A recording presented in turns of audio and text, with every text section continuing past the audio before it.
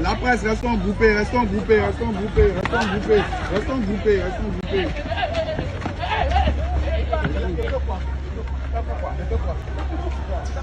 Lève-toi! Lève-toi!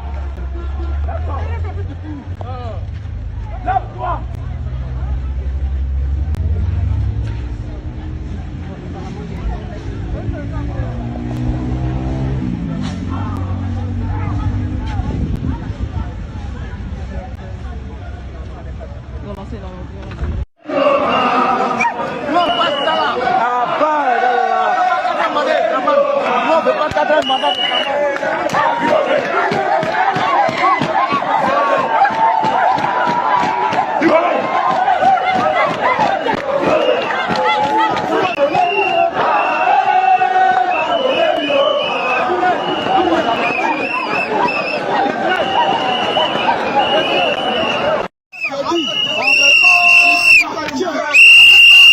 On veut pas cadrer le mandat.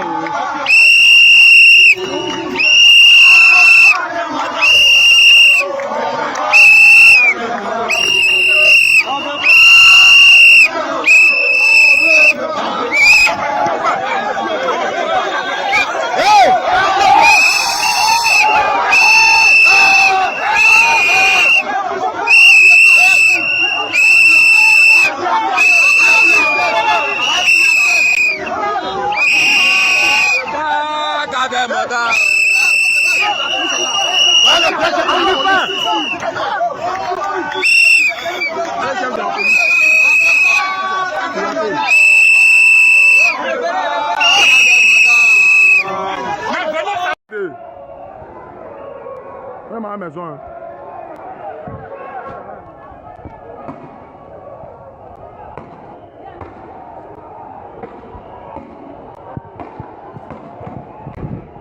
Regardez.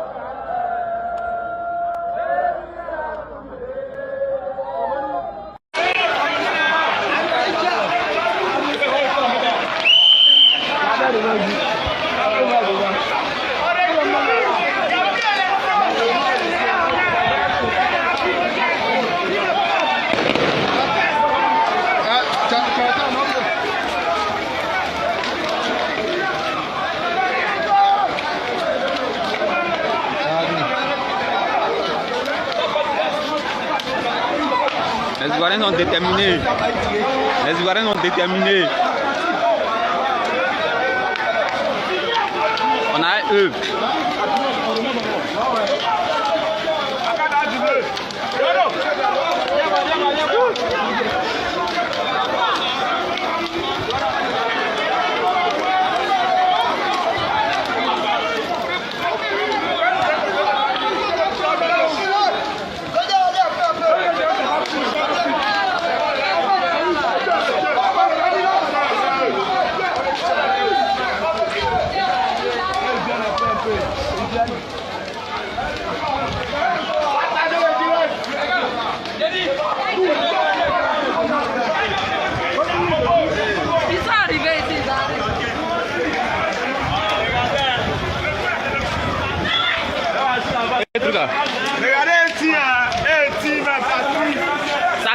parti hein, avec les mains nues. C'est les maudits.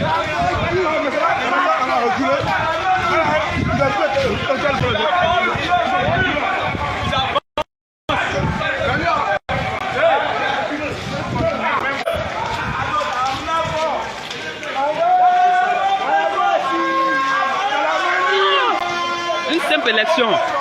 Simple élection. On fait sortir cargo. Blindé. Chat. On fait sortir chat. C'est guerre. On a eux. On a eux.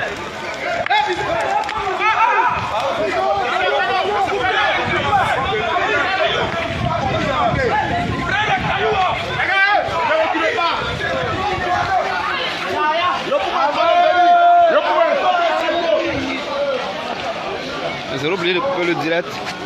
J'ai oublié de couper le direct.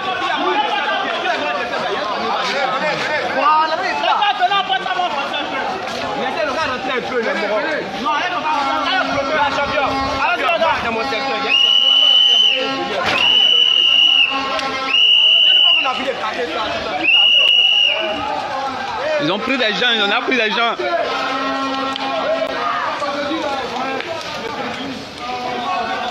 Ce samedi 11 octobre 2025 devait marquer une journée de forte mobilisation politique à Abidjan. Le Front commun de l'opposition, alliance entre le PDCI-RDA et le PPACI, avait lancé un appel à la marche pour dénoncer les dérives autoritaires du régime et les conditions inéquitables du processus électoral à 2 semaines du scrutin présidentiel.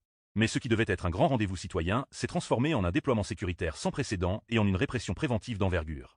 Dès l'aube, Abidjan s'est réveillé sous un dispositif militaire impressionnant. Selon le témoignage de Josiasé Asmon, reporter présent sur les lieux, le quartier de Cocody, notamment l'axe Sokosé, Hôtel Ivoire, ressemblait à une zone sous couvre-feu. Chaque carrefour était occupé par des soldats, policiers ou gendarmes, postés avec véhicules blindés et boucliers anti-émeutes. Le point de départ prévu de la marche, l'Hôtel Ivoire, était totalement bouclé. Aucun manifestant n'a pu s'y approcher. Des barrages filtrants avaient été dressés au carrefour La Vie, à Saint-Jean et vers Blocos, empêchant toute circulation fluide. Des fouilles systématiques étaient menées, et plusieurs personnes suspectées de vouloir manifester ont été interpellées.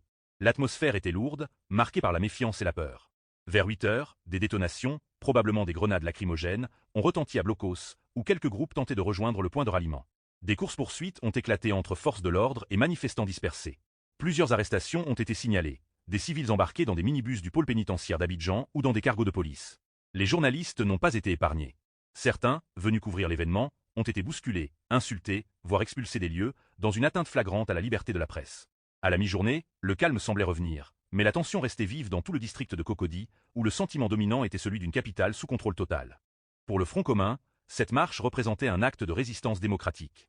L'opposition accuse le régime du président Alassane Ouattara d'avoir verrouillé le jeu électoral, composition contestée de la commission électorale indépendante, obstacles administratifs à la candidature de certaines figures de l'opposition et climat de peur dans les médias et la société civile.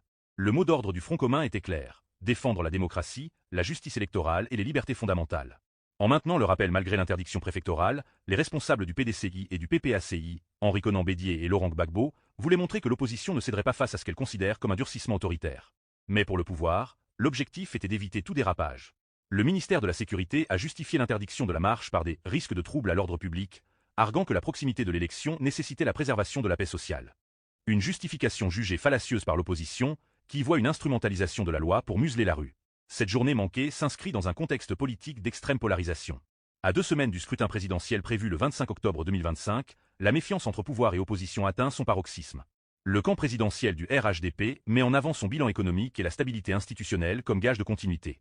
En face, les partis du Front commun dénoncent une démocratie de façade, où les institutions sont aux ordres du pouvoir exécutif. La marche du 11 octobre devait être une démonstration pacifique de force. Elle s'est muée en illustration spectaculaire du verrouillage de l'espace public. La rue, jadis lieu d'expression citoyenne, semble désormais confisquée. Le message envoyé est limpide. Toute contestation, même pacifique, sera empêchée. Les arrestations préventives, la dispersion violente des rassemblements et le harcèlement de la presse traduisent la stratégie de dissuasion du régime. La sécurité publique devient un prétexte commode pour restreindre la liberté de manifester, pourtant garantie par la Constitution ivoirienne. Cet épisode est, à mes yeux, un symptôme inquiétant du recul démocratique en Côte d'Ivoire. En interdisant une marche pacifique, le pouvoir envoie un signal d'intolérance politique et d'insécurité institutionnelle. La force du dialogue est remplacée par la peur de la contestation, comme si toute voix discordante constituait une menace. Une démocratie solide n'a pas peur de la rue. Elle l'encadre, elle écoute, elle en tire des leçons.